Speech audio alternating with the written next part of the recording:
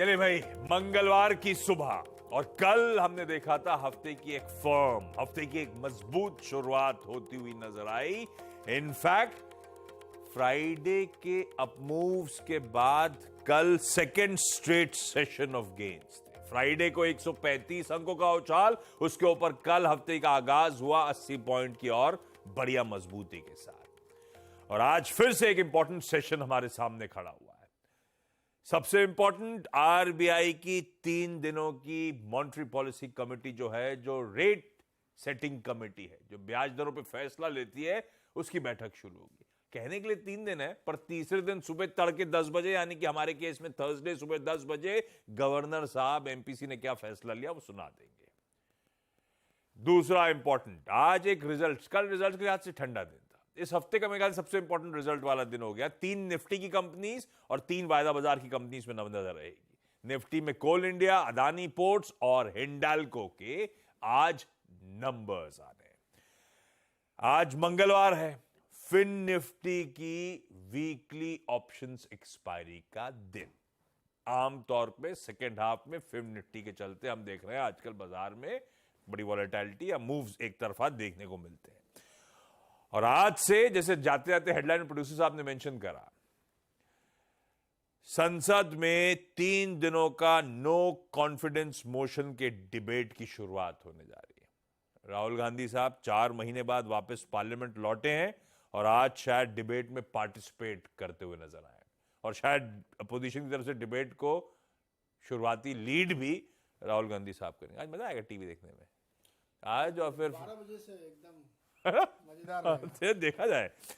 खैर, आज अच्छा चलिए, ये सब तो आज कहां नजर है वो बताने की जरूरत थी। आज के क्यूज हैं भाई। गिफ्ट निफ्टी कह रहा है गाड़ी चलेगी, जहां थी वहीं रहेगी शुरुआत में। तो 4 पॉइंट का हल्का सा दबाव है मेरी शर्ट से मैच करने के लिए, अदरवाइज कोई रीजन नहीं है। फ्लैट ही कहना चाहिए आपको गिफ्ट निफ्टी से संकेत जो आ रहे हैं। एशिया रख दीजिएगा क्विकली, किस तरह का कामकाज हो रहा है। मिला जुला आपकी स्क्रीन पर नजर आएगा आपको, और उसके बाद जल्दी जल्दी मूव कर दीजिए एशिया को, और उसके बाद प्लीज रखिए यूएस के मार्केट्स। रिस्पाइट थी स्क्रीन पे, तीनों बेंचमार्क्स 2/3 से 1.25% का गेन। और इंट्राडे चार्ट्स डाउ का देखिए, ब्यूटीफुल गैप अप के साथ शुरुआत, उस गैप को लार्जली इंटैक्ट रखा। इनफैक्ट डेज हाइज के आसपास यूएस के बाजार डाउ 400 पॉइंट प्लस के गेन्स के साथ बंद हुआ। और ये हम कल सुबह कह रहे थे पिछला हफ्ता painful back to back 4 trading sessions दबाव, उस दबाव के बाद एक बढ़िया बाउंस बैक, जिसकी कुछ हद तक इंडिकेशंस हमें फ्यूचर्स ने दे दिए थे। पर फ्यूचर्स तेजी दिखा रहे थे 1/4 से 0.5%, एक्चुअल सेशन में 2/3 से 1.25% का जंप।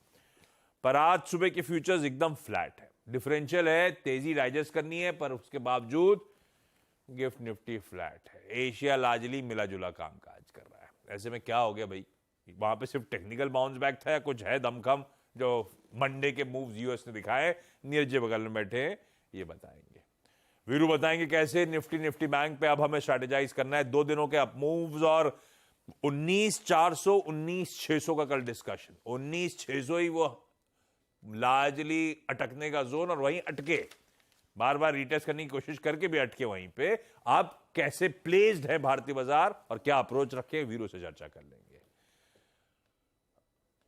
स्टॉक सीरीज आप बता रहे हो? आप कह रहे थे कल शाम को। मैंने कहा था मैं बताऊंगा। हाँ, रात में तो आपने बताया कि आप बताना चाहते हैं। आपने ये कहा था कि मैंने पूरी उसी हिसाब से बनाई अपनी टीम वीम, तो सारे खबर में तो एक स्टॉक सीरीज यहां से हटा के सीधा सौदा में ले जा रहे हैं अपन। हम दोनों में से कोई नहीं तो सुमित को भी बैठा सकते हैं। हाँ, सुमित भी आ सकता है। हाँ, स्टॉक्स डिलीवरी सारी मिलेगी आपको। डिलीवरी मिलेगी, कोई भी नहीं। कोई दिक्कत नहीं। गिफ्ट निफ्टी फ्लैट है भाई, अच्छे यूएस के संकेत। क्या हमने प्रीएम्प्ट के लिए था मूव इसीलिए, क्या फ्राइडे को भी चले हम मंडे को भी चले? ये कुछ ये टेक्निकल बाउंस बैक है, कुछ हुआ यूएस में? टेक्निकल है, कुछ नहीं, प्योरली टेक्निकल है। देखिए, इसमें डायरेक्शनलेस मार्केट है। कोई ahead of RBI's policy moves. Actually RBI policy को प्रीएम्प्ट कर लिया है कि कुछ नहीं होने वाला। अच्छा देखो, पॉलिसी अभी तक आई नहीं है, लेकिन मेरे पास 50 मेल आ चुकी हैं अलग अलग इकोनॉमिस्ट की, एनालिस्ट की, कि इस बार कुछ नहीं होगा, इस बार कुछ नहीं, जैसे माहौल बना रहे हैं कि कुछ मत करना भाई। तो वैसे ही उसको प्रीएम्प्ट करते हुए यूएस मार्केट ने कल एक बाउंस दिखाया, अच्छी बाउंस थी, 400 पॉइंट की रैली डाउ में बनी। टेक्निकल है, कोई कुछ खास ऐसा वहाँ पे हुआ नहीं। इसी हफ्ते इन्फ्लेशन का नंबर आना है। एक एक बात खाली आप ये कह सकते हैं कि एक फेड के अधिकारी हैं मिस्टर विलियम्स, उन्होंने कहा है कि शायद अब समय आ गया कि फेड को पॉज कर देना चाहिए। अब इससे लेकिन कॉन्ट्रेरी बयान रोज मिलते रहे। कल बयान दूसरे साहब का था कि एक और बढ़ा होनी चाहिए, तो मैं नहीं मानता कि इस बयान पे मार्केट ने रिएक्ट किया। प्योरली टेक्निकल बाउंस था एक ये। और इंटरेस्टिंग ये है कि ओल्ड इकोनॉमी वाले ज़्यादा चल रहे हैं। आप ध्यान रखिएगा, डाउ में सबसे बड़ी तेज़ी थी, नैस्डैक कमज़ोर था क्योंकि टेस्ला गिरा और एप्पल गिरा। एप्पल तो अपने रिजल्ट के बाद से लगातार गिर रहा है। टेस्ला में कल उनके सीएफओ ने इस्तीफा दिया और दूसरे सीएफओ आ गए, तो उसकी वजह से थोड़ा सा मार्केट कमज़ोर है। एक आलोचना ये हो रही टेस्ला की कि अब ट्विटर नहीं, एक्स पे ज़्यादा ध्यान दे रहे हैं, अब अपने मेन बिजनेस पे ध्यान कम दे रहे हैं, इसलिए मार्केट नाराज है थोड़ा उनसे, तो इसलिए टेस्ला कमज़ोर था। तो उनको मजा आ रहा है वहाँ पे, खूब लिखते हैं। उनका नेचर ही ऐसा है। वो उनको जो गलत समझते हैं, इधर ध्यान दे, वो सब तरफ ध्यान देते रहते हैं, लेकिन किसी एक जगह मुझे कल एक बहुत सुंदर तस्वीर उन्होंने ट्वीट की, ऐसे ही बहुत ब्यूटीफुल, ऐसे ही डाल दिया आपने। तो मेरा प्लेटफॉर्म, मेरी मर्जी, मैं कुछ भी करूं। तो इंटरेस्टिंग है कि कल जितने सेक्टर्स चले उसमें financial, industrial, real estate, health care सब चले हैं, केवल टेक्नोलॉजी छोड़ के। और एक बहुत इंटरेस्टिंग बात बताऊंगा कि जो फाइनेंशियल ईटीएफ है उसमें भयंकर बाइंग चल रही है अमेरिका में। फाइनेंशियल ईटीएफ मतलब बेसिकली बैंक और फाइनेंशियल सर्विसेज जितनी है, उसके ईटीएफ में बहुत तगड़ी बाइंग है, तो उसको भी ध्यान में रखना चाहिए कि मार्केट कैसे रिएक्ट कर रहा है। कॉज ऑफ कंसर्न दो हैं। एक, मॉर्गन स्टैनली ने कहा कि आगे हेडविंड्स हो सकते हैं वैल्यूएशंस को लेकर के, कंपनियों की सेल्स को लेकर के। क्यों ऐसा वो कह रहे हैं? क्योंकि वो एक बार समस्या फिर से आने वाली है। जो सरकारी खर्चों को लेकर के दिक्कत होती थी, तो अब 30 सितंबर के बाद उनको नेगोशिएट करना पड़ेगा, और वो नेगोशिएट करना पड़ेगा ट्रंप वाली पार्टी से, यानी जीओपी से। और इलेक्शन और पास आ चुके, इलेक्शन और पास हो रहा है, और तो फिच की रेटिंग के कॉन्टेक्स्ट में वो थोड़ी हार्ड बार्गेनिंग अगेन होने वाली है, तो मार्केट इसको लेकर के थोड़ा चिंतित है। इसीलिए मॉर्गन स्टैनली कह रहा है कि आगे थोड़े हेडविंड्स होंगे वैल्यूएशन को लेकर के, उसको ध्यान रखिएगा। और लास्टली एक चीज़ है कि जो क्रेडिट कार्ड वहाँ लोग यूज़ करते हैं ना, उसका जो बैलेंस है बढ़ता चला जा रहा है, $1 ट्रिलियन पार कर गया है। हालांकि अभी भी जो कोविड के समय हुआ था उससे कम ही है, लेकिन $1 ट्रिलियन बहुत बड़ी रकम होती है जो आपके खाली उधारी है क्रेडिट कार्ड में। अभी मतलब ये थोड़ी सी कंसर्न, इसको भी मॉर्गन स्टैनली हाईलाइट करा कि थोड़ा ये चिंता के कारण बन रहा है, बहुत ज़्यादा पैसा लोग खर्च कर रहे हैं। हालांकि मान लो ऐसे ही करते हैं, वहाँ ऐसे ही चलता है, वहाँ सोशल सिक्योरिटी सब कुछ कर देती है। इस कर्ज को उतारने के लिए वो फिर से कर्ज लेंगे, उतार देंगे इसको $1 ट्रिलियन को। बट हाँ, थोड़ा सा हेडविंड्स है मार्केट में, लेकिन टेक्निकल बाउंस के तहत मार्केट में कल तेजी थी। थोड़े से हेडविंड्स हैं, अदरवाइज वहां पे जो हुआ तेजी उस पर ज्यादा रीड नहीं करना चाहिए। 4 दिन बैक टू बैक प्रेशर, पिछला हफ्ता कमजोर, उसके बाद एक टेक्निकल बाउंस बैक, और इसीलिए शायद एशिया और गिफ्ट निफ्टी उस तरह से रिएक्ट नहीं कर रहे। हालांकि हमको लॉजिकली जहां फ्यूचर्स छोड़े थे और आज सुबह के जो फ्यूचर्स हैं उसमें एक डिफरेंशियल तेजी की तरफ था। खैर, वीरू से जान लिया जाए अब मार्केट्स के अप्रोच। वीरू, निफ्टी बैंक, अच्छा निफ्टी वही प्रिकेरियस लेवल्स जो है 19,600 उसी पे नजर थी मेरी, गिव एंड टेक 20-25 पॉइंट इधर उधर, 19,600 के आसपास आके उसी बाउंड्री पे आके एज पे आके खड़ा हुआ है। क्या करना चाहिए अप्रोच निफ्टी का और लाइकवाइज निफ्टी बैंक का? आशीष good morning, Neeraj ji good morning. देखिए कल वो लेवल था 595-605, 1 मिनट के लिए उसके 2 मिनट के लिए गए होंगे उसके ऊपर, लेकिन सस्टेन नहीं कर पाए। Credit goes to Nifty bank जो अभी भी कोलैप्सिंग मोड में है। और दूसरी बात यह है आशीष, हायर लेवल्स पे एफआईएस की सेलिंग है, तो ट्रेड जब भी निकालना है, चाहे वो बाय ऑन डिप्स का हो या फिर सेल ऑन राइज का हो, एक छोटी सी रेंज में आपको निकालना पड़ेगा। मेरी आज की अप्रोच क्या होगी? देखिए हायर लेवल्स पे आशीष मेरा यकीन मानिए कन्विक्शन कम है, ठीक है। बाकी किसी एवरेज के ऊपर सेटल हो जाए, शॉर्ट कवरिंग आ जाए, दैट्स समथिंग डिफरेंट, लेकिन हायर लेवल्स पे मेरा कन्विक्शन कम है। एफआईएस का डेटा हायर लेवल्स पे सेलिंग का है अभी भी। कल 1892 करोड़ रुपए की सेलिंग, 1080 करोड़ रुपए का डीआईएस ने बाय किया, 636 करोड़ रुपए का एफआईएस ने इंडेक्स बाय किया, 6000 कॉन्ट्रैक्ट लॉन्ग काटे, शॉर्ट काफी काटे। और एक अच्छी बात है आशीष के, उनकी जो नेट शॉर्ट कॉन्ट्रैक्ट है वो थोड़े से रिड्यूस हो गए हैं, अब मात्र 18,000 नेट शॉर्ट कॉन्ट्रैक्ट हैं। आपकी स्क्रीन पे वो आएगा भी। जहां तक ऑप्शंस के स्टैट्स का सवाल है, मतलब स्टॉक फ्यूचर्स में लगभग 1400 करोड़ रुपए की बाइंग, यहाँ पे शॉर्ट काटे, लॉन्ग इनिशिएट किए। मोर और लेस ये पूरा का पूरा जो लॉन्ग है ना आशीष, ये निफ्टी, आईटी और आईटी के स्टॉक्स में कंसेंट्रेटेड था, मतलब आईटी स्टॉक्स में। इंडेक्स ऑप्शंस का जो है डेटा है, call long 241, 172 call short, 158 put long, 185 put short. ये टिपिकल अभी भी एक रेंज बाउंड मार्केट के स्टैट्स हैं आशीष।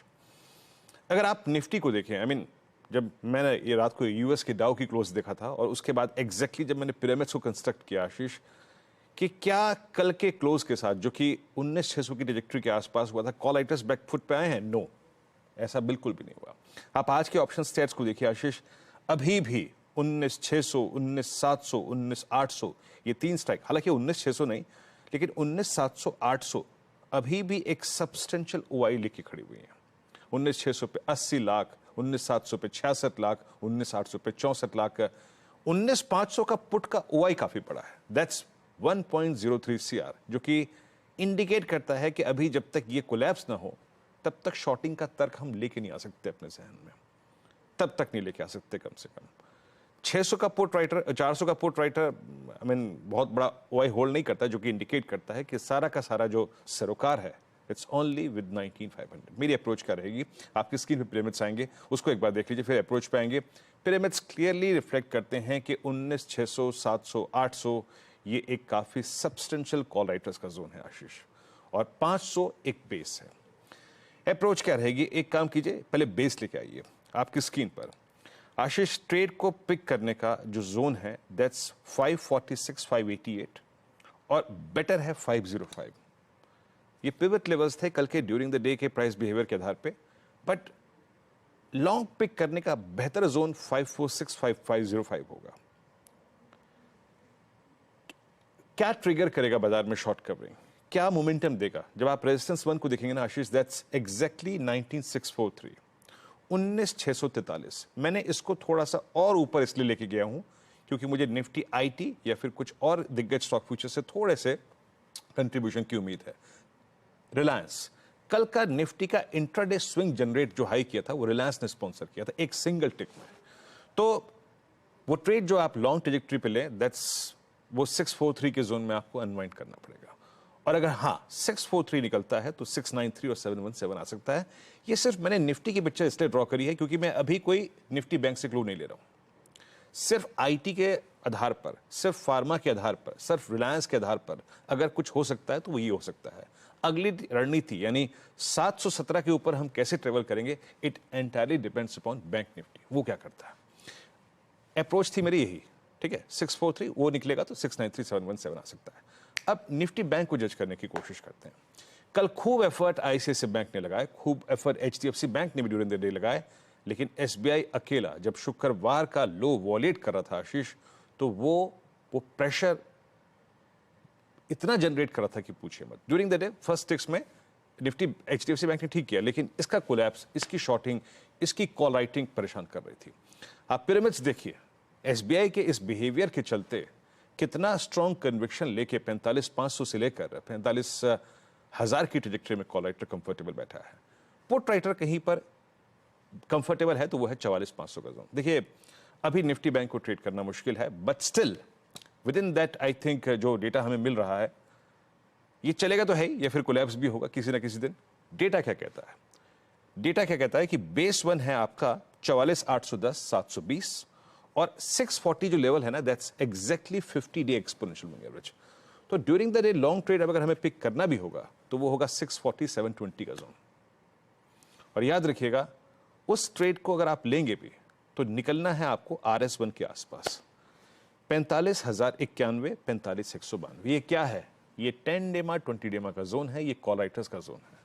निफ्टी बैंक में बड़ी अच्छी तेजी के लिए, या फिर जो मैंने पिक्चर ड्रॉ करी निफ्टी में कि 717 अगर क्रॉस होना है निफ्टी पे, तो उसके लिए बैंक निफ्टी का इस 45,200 के जोन के ऊपर निकलना बहुत जरूरी है। 10 डेमा 20 डेमा के ऊपर निकलना जरूरी है। For the timing Nifty bank के लिए छोटी सी रेंज है, बड़ा मूव तभी आएगा जब आप 192 को बाइसेक्ट करेंगे। दोनों ही इंडेक्सेस के लिए आज का बेस है, इंपॉर्टेंट है। निफ्टी के लिए 19,500 और बैंक निफ्टी के लिए 44,640, 50 डेमा। ये कोलैप्स नहीं होने चाहिए। बाय ऑन डिप्स की अप्रोच तब तक ही रहेगी। आशीष बिल्कुल ठीक, लेवल्स आपकी स्क्रीन पर है। कमेंट्री पे एक बात ध्यान दी आपने, कल रात जब डाउ का क्लोज देखा, भाई साहब 1-1:30 बजे रात में क्या कर रहे थे? नहीं, कभी कभी देखना पड़ता है, कभी कभी देखना वही पड़ता जो तुम 3 बजे रात को कर रहे थे सैटरडे को। भाई साहब टीम भेज रहे थे रात में 3 बजे, तो मुझे भी रिप्लाई करना पड़ा। मैं सो गए, तुम क्यों जग रहे हो? ये कोई काम छूटता नहीं है। भाई साहब आपके भाग भाग क्या है सुबह सुबह क्या? नहीं नहीं, मैंने देखा कि आज तक सुबह दिखी नहीं 7 बजे, तो आप 7:10 तक भाग के आ गए ऑफिस? जी, जब डिस्कशन शुरू हुआ ना कि जो है मैं करूंगा, अरे सुमित भी तो हो सकता है, सुमित ही हो जाते, चलो भाग आओ बीच में, तो मैं इसलिए भाग के आ गया। आज कौन से स्टॉक्स इन न्यूज है? Good morning.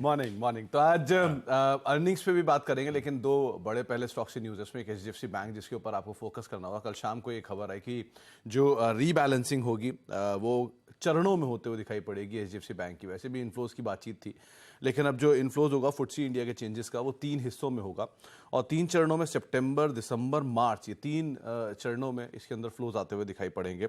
और करीब करीब $50 करोड़ के आसपास के इन्फ्लोज का एक अनुमान सितंबर रिव्यू के अंदर लगाकर बाजार चल रहा है। तो इस लिहाज से आप एचडीएफसी बैंक में नजर रखेंगे। सबसे बड़ी प्रोमिनेंट न्यूज आज के लिए ये रहेगी। देन कम्स आइनॉक्स विंड, जहां पर एक ब्लॉक डील है, प्रमोटर हिस्सा बेच सकते हैं 5% डिस्काउंट में। आज एक ब्लॉक होने का अनुमान लगाकर बाजार चल रहा है, तो आपको आइनॉक्स विंड के ऊपर भी नजर रखनी होगी इसी न्यूज़ फ्लो के दम पे। और न्यूज़ फ्लोज की ही बात हो रही है, तो एक एनआईटी लर्निंग सॉल्यूशंस, जो कि डीमर्ज्ड आर्म है एनआईटी की, मच अवेटेड है, उसकी लिस्टिंग आज है, तो उसके ऊपर भी आपको नजर रखनी होगी। तो 3 तो पहले खबर हो गई। अब अर्निंग्स के ऊपर अगर आए तो गोदरेज कंज्यूमर की अर्निंग आई है, अनुमान से थोड़ा सा नीचे की तरफ से अर्निंग आते हुए दिखाई पड़ी है। चाहे मुनाफा हो, 318 करोड़ रुपए का मुनाफा पोस्ट किया गया 428 करोड़ रुपए के अनुमान के सामने, और रेवेन्यू भी 3600 करोड़ रुपए का अनुमान था, 3400 करोड़ 3500 करोड़ रुपए का एक नंबर आता हुआ दिखाई पड़ा है। वाई कंपेरेबल नहीं है, क्यू ऑन क्यू बेसिस पे कंपेरेबल है, क्योंकि एक एक्विजिशन किया था उसके हिसाब से, लेकिन Q on Q number week side पे दिखाई पड़ रहे हैं। टोरेंट फार्मा थोड़े बेटर साइड पे नंबर आप काउंट करेंगे, 378 करोड़ रुपए का एक मुनाफा है और 2591 करोड़ रुपए का रेवेन्यू है। अमेरिकन बिजनेस इन लाइन है $3.5 करोड़ के आसपास, और इंडियन बिजनेस थोड़ा सा ग्रो करके गया, तो ये अच्छे नंबर की साइड पे आप काउंट कर सकते हैं। फ्लैट नंबर है टाटा केमिकल के, मुनाफा 12% टूटा है, 523 करोड़ रुपए के आसपास आया, और रेवेन्यू करीब करीब 4218 करोड़ रुपए के आसपास आता हुआ दिखाई पड़ा है। 5-5.5% का एक बढ़त यहाँ देखने को मिले। तो फ्लैटिश साइड पे क्यू ऑन क्यू और वाई बेसिस पे टाटा केमिकल के नंबर है। रखिए इन कंपनीज को रडार पे, और भी डिटेल में स्टॉक्स आएंगे खबरों वाले सीधा सौदा में, और फिर जब सुमित जोड़ेंगे 8:30 बजे, तो और एक्सटेंसिव लिस्ट पे बातचीत। सुबह सुबह इंपॉर्टेंट थे वो सुमित ने अपफ्रंट मेंशन कर दिए। क्विकली एक छोटा सा ब्रेक ले रहा हूं, ब्रेक के उस पर लौटूंगा तो आज का इवेंट्स कैलेंडर और कमोडिटी स्ट्रैटेजी।